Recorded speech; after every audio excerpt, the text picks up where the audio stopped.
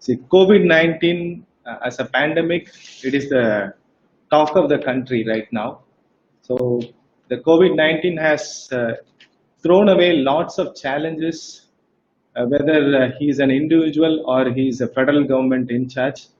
So they have lot of things to do. So it is a great difficult time for everybody, and many of the countries have locked down, so that it is a time for individual as well as the institute to sit down and think how to contain this disease from their own methods.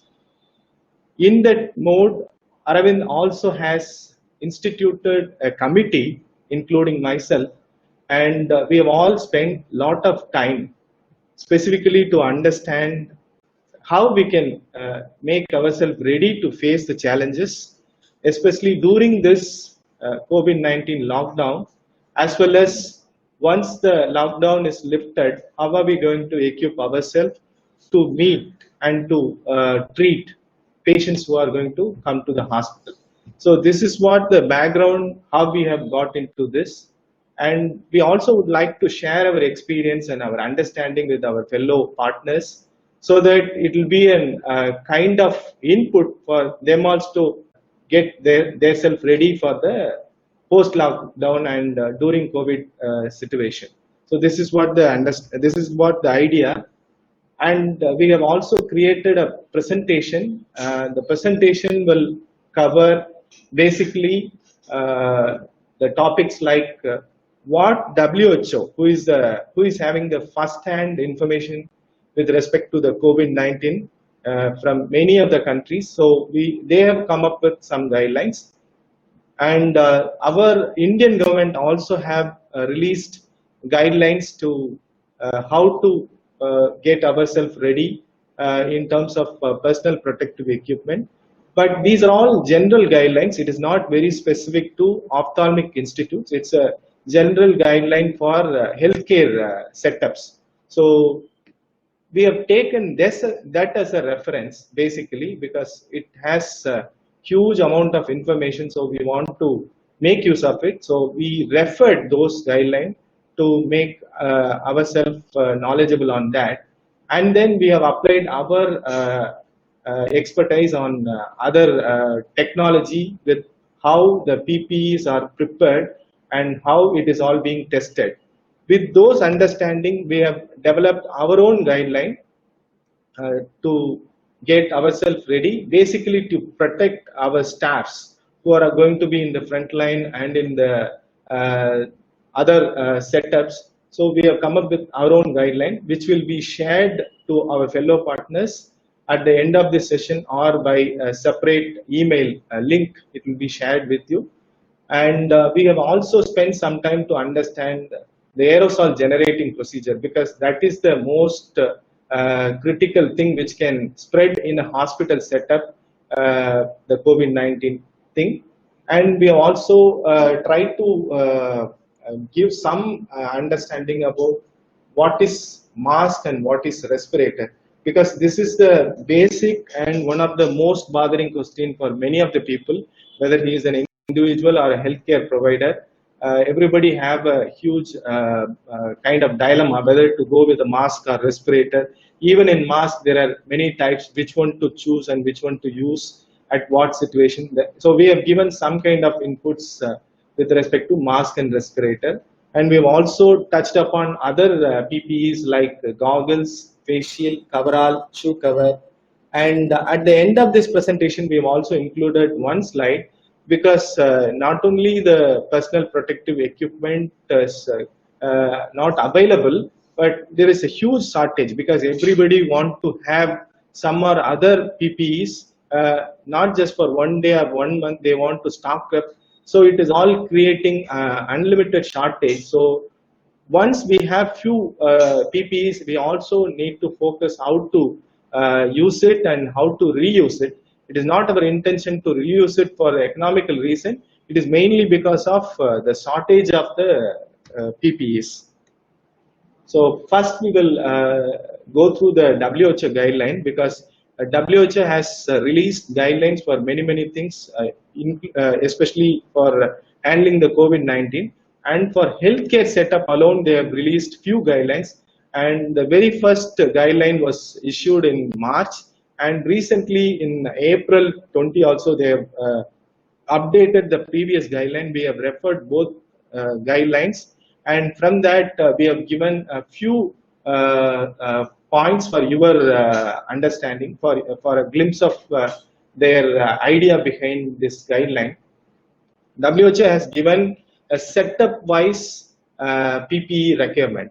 For an example, they have given a patient room as a setup, clinical setup, in which if the healthcare workers are need to handle two type of thing. One is who will come directly in contact with COVID-19 patients, or in a situation where they have to handle an aerosol generating procedure.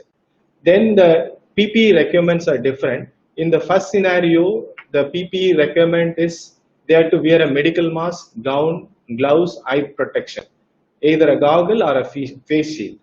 But in case if they are going to do some kind of aerosol generating procedure, then it is very critical. They have to wear a full protection. They have to use respirator, which is of N95 or FFP2 type. And they have to wear gown, gloves, eye protection, apron, shoe cover, and like whatever is possible, they have to wear. So this is what the guideline basically recommends. I have shown one example. They have come up with a lot of examples and setup. For each and every clinical setup, they have given the guideline. So what we have done is we have given those links just behind the title. So in case if you wish to look at those detailed information, you can go and check that. Similarly, they have also given examples for setups like triage and outpatient consultants. If you take triage, for any person in the triage, they have to maintain a social distance of at least 1 meter, and they should give medical mask. If the patient is tolerated, he should be given with a medical mask. And with respect to outpatient consultant, in case if the physical examination is going to be carried out, patients with respiratory symptoms, they have given clearly if the patient is with some kind of respiratory symptoms, then the person going to handle have to have the medical mask, gown, gloves, and eye protection with which he has to consult. This is what the recommendation from WHO.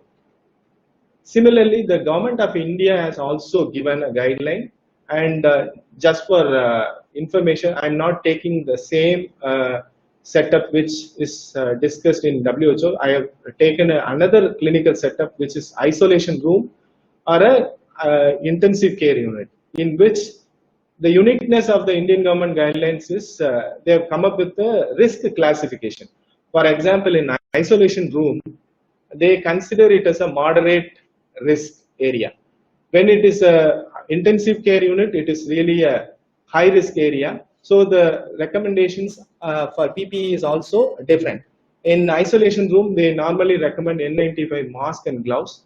In ICU, they have given a bunch of PPEs like goggles, everything. So one should wear all those things, then only they can go into the ICU. So this is just a slide which give a clarity what is really a aerosol generating procedure. So this was a guideline given by British Institute. They say intubation and extubation, manual ventilation, open sectioning, and so on.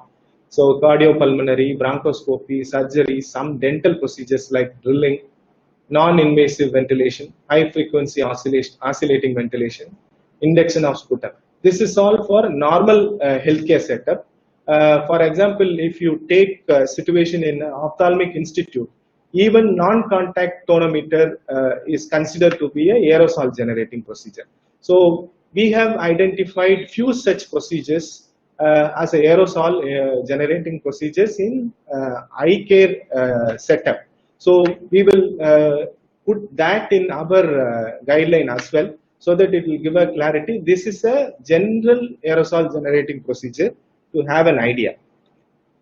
Now we are going really into a topic which is personal protective equipment. When we say personal protective equipment, the critical thing is mask or respirator, because it's a contagious disease, mainly spreads through respiratory infection. So we take this as a first personal protective equipment.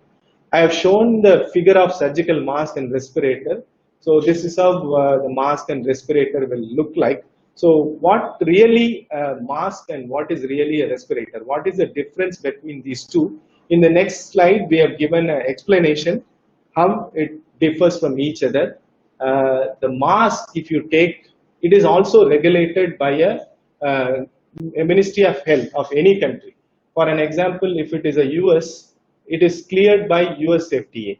And respirator is also cleared by US FDA. That means it is regulated and it is being approved by US FDA.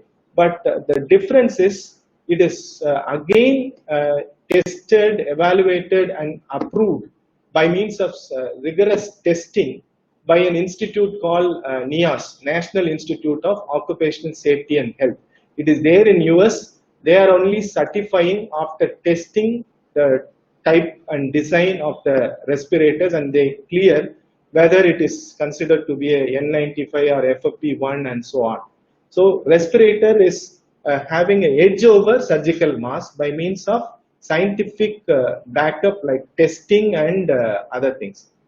With respect to intended use, both give a fluid resistance.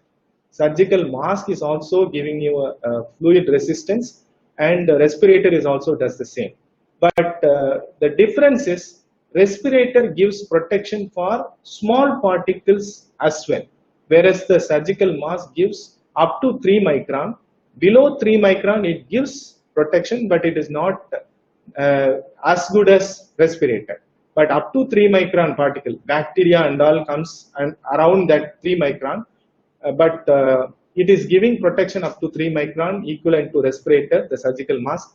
But below 3 micron, respirator is giving much higher protection. And for wearing that surgical mask, we don't need to have any specific recommend like fit testing or user seal check.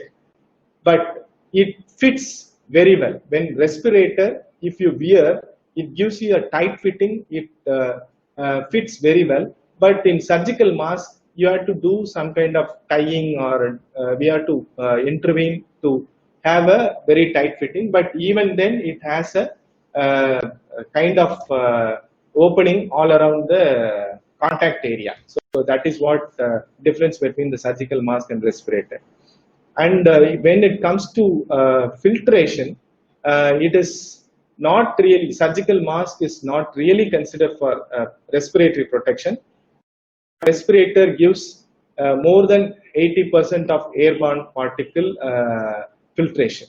And when it comes to leakage, the surgical mask, the critical thing is it has all around leakage, whereas in the respirator, there is very, very minimal leakage. So that is what with respirator, there are two other requirements: fit testing requirement, user seal check requirement. Fit testing, you have to wear and ensure that there is no gap all around. And user seal, there are a lot of videos in the YouTube. You can also view that. You have to inhale the air after wearing that face respirator. There should not be any air leaking into the sides. So that's what they call it as user seal check requirement. It is recommended for every time you wear the respirator. And for clarity, I have given different types of masks also, like a classification: comfort mask, surgical mask, triple layer mask. The surgical mask and triple layer mask is better, so we can wear at a normal time. If we are not going to have very close contact with the patients, then the surgical mask and triple layer mask is good enough, because studies are showing that even the surgical mask and triple layer mask gives 95% of protection for the viruses. But where it is different from the respirator is the inward filtration. That means all around the leak through which the virus can go when you wear surgical mask. But as such, the surgical mask is good enough in case if you have completely, it is fitted to your chin and the skin. So it is recommended for normal wearing if we are not going to have a close contact with the patient. And when it comes to respirator, there are types like N95, FFP2, FFP1. The FFP stands for filtering phase piece. So it's just a short term of that device. It is nothing but that. So we have given another slide in the next slide how these three respirators are differing from each other and in what way. So that is being given in the next slide.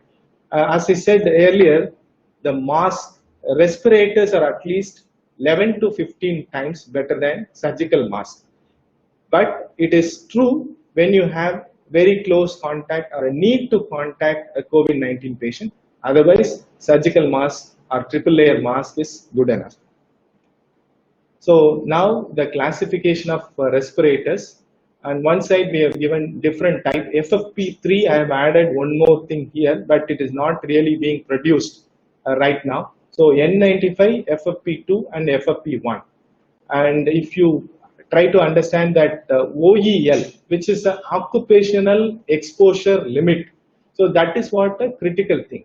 So when I have, when I am living in a house or when I am walking in a road, the occupational exposure level, for an example, is very, very less. But when I am working in a critical care or intensive care unit, especially if there is a COVID-19 patient, then the occupation, because he can cough, there is a lot of chance for virus there in the air. So that is called occupational exposure level, the load in the environment. If it is higher, then N95 gives 20 times greater, 20 times protection. That means it will have almost 99% of the microbes filtered before the air goes into the other person's respiratory system. So similar protection is being given by FFP3, and FFP2 is suitable only if the viral load is little lesser. It is suitable to an extent, and FFP1 gives 4x protection. So this is with respect to occupational exposure limit. This is true with that in the next column, which is assigned the protection factor, because it is all tested in a lab by throwing the aerosol into the respirator outer side, and the other side they're doing some test and try to estimate. So that is called assigned protection factor. With respect to N95, it gives 20%, and it is similar to OEL, it gives that much of protection. And this total inward leakage, when it is a N95 mask, it fits well, and you are also doing some self-check and fit check. And so that the total inward leakage is very, very less, which is 2%, and FFP3 2%, and FFP2 8%, and FFP1 22%. And then breathing resistance, it is more for a comfort thing. It is very, very critical thing.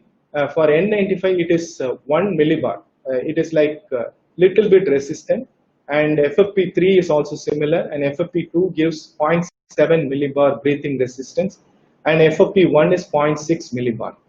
And with respect to maximum filter penetration, it is higher with N95 and it is low with FFP1.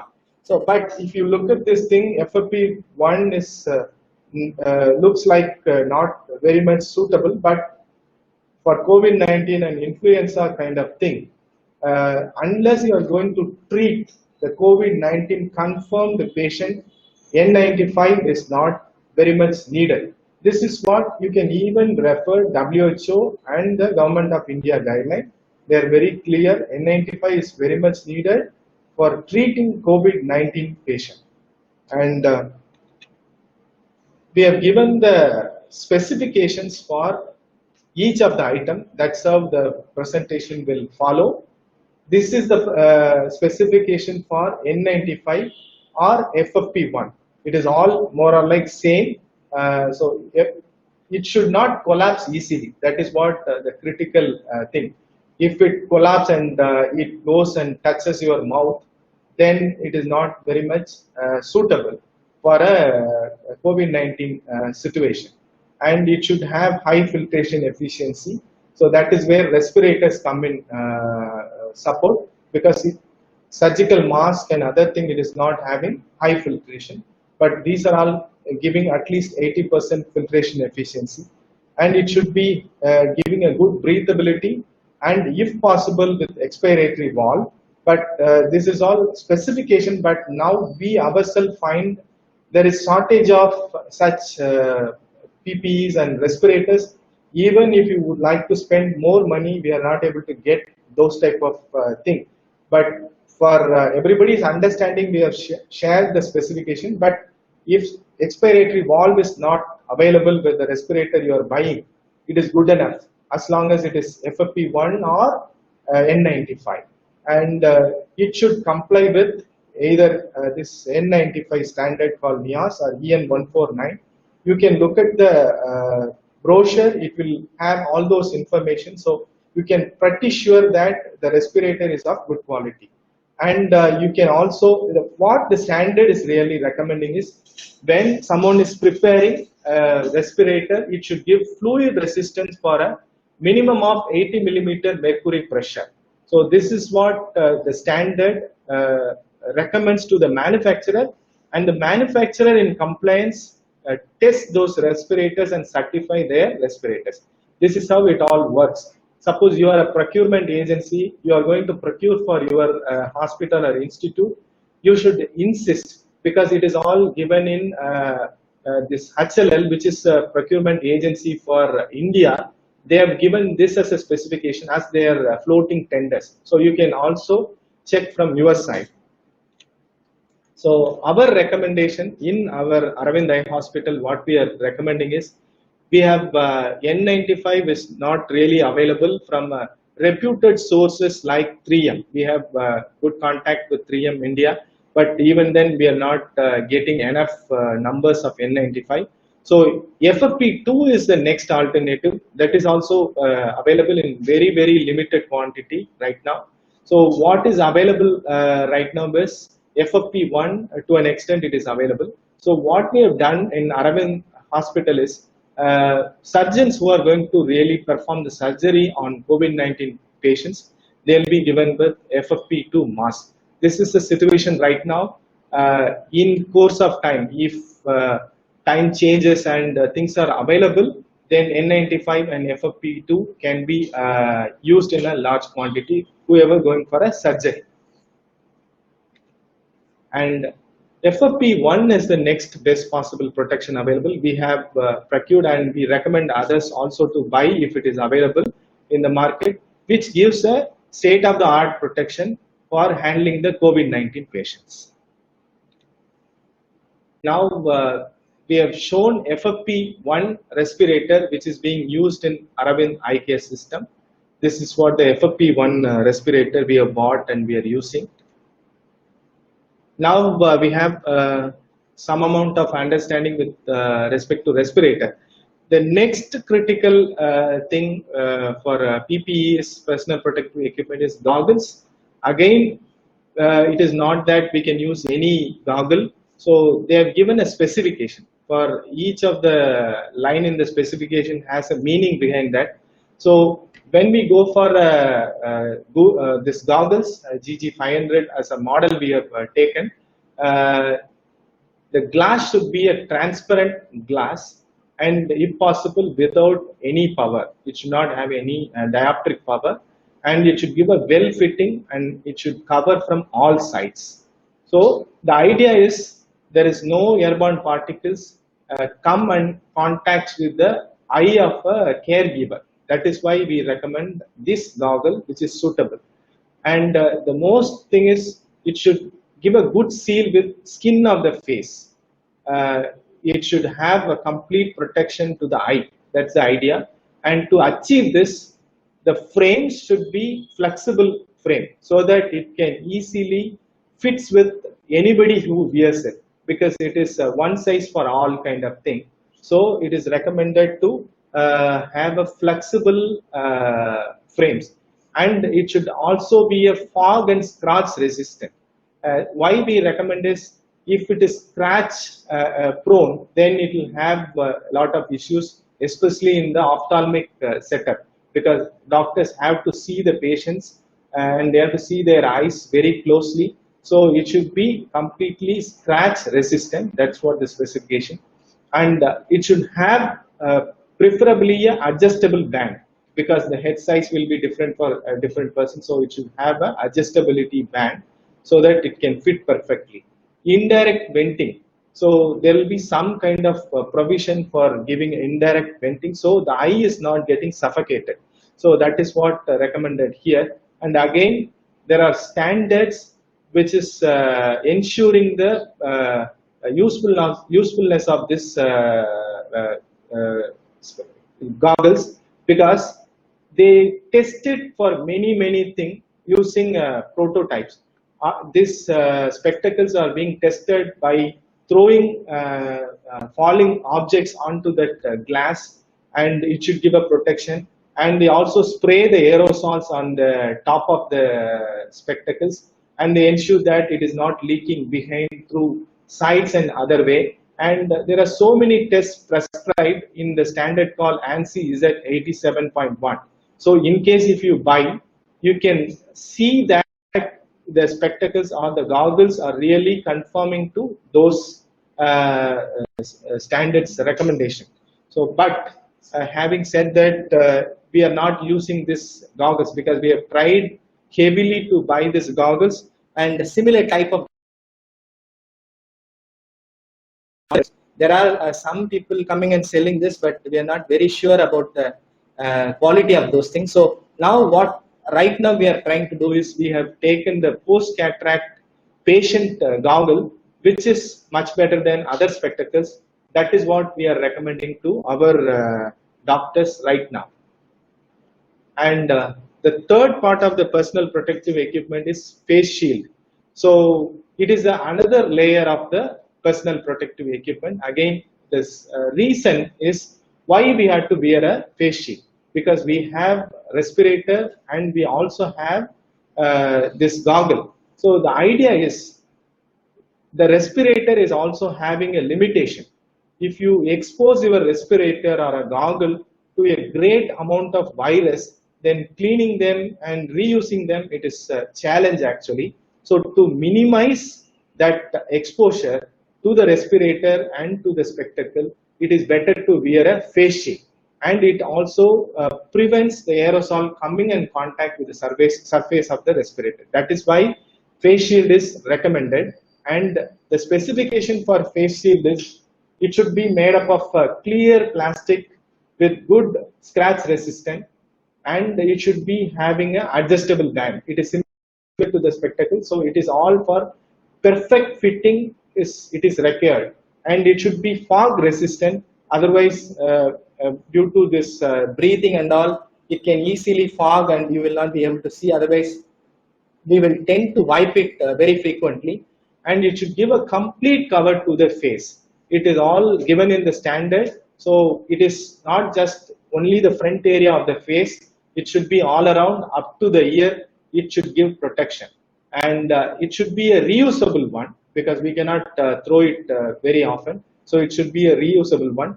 And again, the standard recommend is ANSI Z87 or EN166. For purchasing, you can have these as a requirement. And gloves, you may be very much aware of these gloves. Nothing to share very new as information, but there are different types available like nitrile and latex. Latex is okay if everybody is comfortable with that, but nitrile glove is having an edge over latex in terms of chemical compatibility, because now we have to rub our hands very frequently with sanitizers. So latex is also good enough, but nitrile, if available, you can use nitrile. If not, you can live with latex. So that is what recommended. Nitrile is good in terms of chemical compatibility for repeated sanitization with sanitizers. Nitrile is long lasting. So that is the only difference. Otherwise, let us not worry about which to wear. And the critical thing here is when you wear a glove, the length should be minimum 280 mm. The idea is to it should come up to the middle of the forearm, because we used to wash our hands only up to the middle of the forearm. So that is why they recommend the gloves have to come up to the forearm. It should not be very short, it should not stop at the wrist. So be focused that it is coming up to the forearm. And again, there is a standard. Most of the glove suppliers are complying to this standard, but you can have it as a procurement specification. Nitrile gloves are preferred only due to higher chemical resistance. Now, again, next thing is coverall and gowns. Coverall and gowns are two other aspects of the PPE. We recommend gowns in ophthalmic setup. In other healthcare setup, or if you are in ICU, there is no other choice. We have to use only a coverall. Coverall is completely covering the entire body. But again, there is shortage in getting those coveralls, and again, wearing and removing is a little bit difficult. But for ophthalmic setup, as we are going to handle only non-COVID patient, non-confirmed COVID patients, then gowns are okay. If not, if you are going to do any aerosol generating procedure or any ICU kind of case, then you have to wear a coverall. So that is what the recommendation. And it is also stated in a study. We are given a link here. Let us not worry that if we wear a gown, there is a chance to have more contamination. It is not the case. They have tested and they have proved that gowns and coverall are good enough, and they are all giving equally good protection. And if needed, we can wear aprons over the gowns. So this is what we have come up as a suggestion. And shoe cover and head covers. It is also recommended in hospital setup, but what to wear? It is a cloth-made shoe cover or a cloth-made head cover. But in a COVID-19 situation, what all the guidelines and everybody is recommending, we also feel it really needed is it should be made up of an impermeable fabric. That means it should be a plastic kind of thing or a synthetic fabric. That is what considered as an impermeable fabric. It should be made up of that. And again, here the point is it should cover the entire portion. For example, if it is a head cover, it should come up to the head extension. And if it is a shoe cover, it should come up to the anklets, above anklets. So if it is not that, then it will not serve the purpose. So shoe cover and head cover should be made up of impermeable fabric, and it should come up to the length. And this is the final part of the presentation. As there is an extreme shortage of these PPEs, including face shield, including this goggles. These are all looks simple, but we find our procurement committee faced a lot of challenges in getting those. So disposal and reuse is critical for these PPEs. FFP2 and FFP1 respirator, it can be used. This is a very conservative estimate. It can be used for further time, but for everybody's clarity, we have taken it can be used for 3 to 6 hours at a stretch. But studies are saying 8 hours, 10 hours, but we have taken 3 to 6 hours. And it can use 3 days if you are using it intermittently, which should be earlier. You have to deduct whether it is a continuous use of 6 hours or 8 hours, or intermittent use of for 2 hours for 3 days. Whichever is longer, you have to take it as a time for disposal. And there are many methods recommended for decontamination. Here we are using a word decontamination. It is not sterilization. Sterilization is complete killing of microorganism, but that is not the term being used here. It is just a decontamination. The methods described in the various articles are hot air or hot air oven or UV lamp exposure or this microwave generated steam. is all useful for decontaminating, and methods are given in many of the articles. Even in our guideline, we have given a detailed protocol for how to decontaminate using the possible methods. But hot air oven, if you have any hot air oven and if you can keep it for 75 degrees Celsius for 30 minutes, it will kill all the microbes, including the COVID-19 microbes. That's what they have specified. But the thing is, most of these respirators are coming with metal clips. So the metal clips at times are not very good to bear the heat, and it started melting. So if you are having any respirator without metal clip, you can think of hot air. Otherwise, the best recommended method is UV lamp exposure. Even in UV lamp, they have given methods like biosafety cabinets or laminar airflow benches equipped with UV lamp can be used. But the thing is that if you have a dedicated equipment made up of UV light, which is having the 254 nanometer, it gives a very high germicidal irradiation at this nanometer. So if you use that bulb, it is much better, and the recommended cycle is 20 minutes to 30 minutes. And if you have microwave, they have given methods how to microwave steam can be generated and used for decontamination.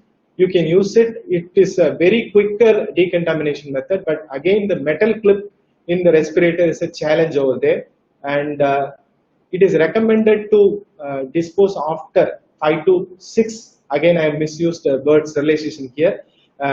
It can be disposed after 5 or 6 decontamination protocols. But here in our hospital, we are recommending 10 to 15 because we are very sure we have a UV 254 nanometer chambers for decontaminating, and it can protect the integrity of the metal clips and the structure of the respirator. So we can go up to 10 to 15 times of decontamination here in our hospital. And in between use, you have to keep the respirators in a folded manner that inside come out. The exposure side should not touch any surface. The exposing side is the outer side. It should not touch any side of any surface. For example, you are putting your respirator into a plastic box for holding it or something, then the exposed surface should not touch the plastic box surface, bottom surface. So you have to fold it and you have to put it inside. And again, dispose after 5 or 6 decontamination cycle. So that is what we have given here. And with respect to goggles and face shields reuse or disposal, in our lab, we have tried to support because face shields were not available. We were not able to procure them in time. So we have developed our own face shields, and we have supplied it to Aravind, and they have been using it for a few days now. And it is easy to decontaminate, and we can decontaminate with both the goggles and face shields with sanitizers or sodium hypochlorite. But instead of sodium hypochlorite, even we can use sanitizers. It is easy to wipe.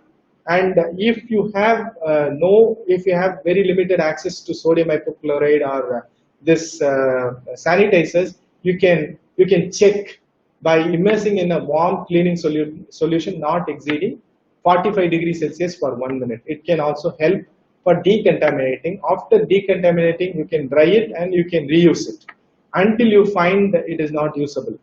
Both are having a heavy amount of scratches or it is not giving good amount of visibility, then you can change the goggles or face shields. Otherwise, you can use it repeatedly.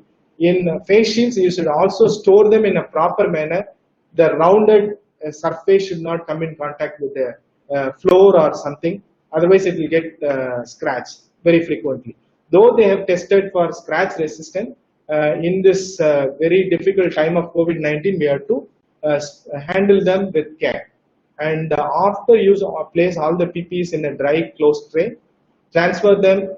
This is with respect to respirator and other equipments. If you can wipe it off with like goggles or face shields, you can wipe it off and you can put it into a dustbin. In case of respirator or a glove, For example, gloves, what we have done is we have to wash the gloves, either a nitrile or a latex glove. You have to wash them with soap and water before you dispose.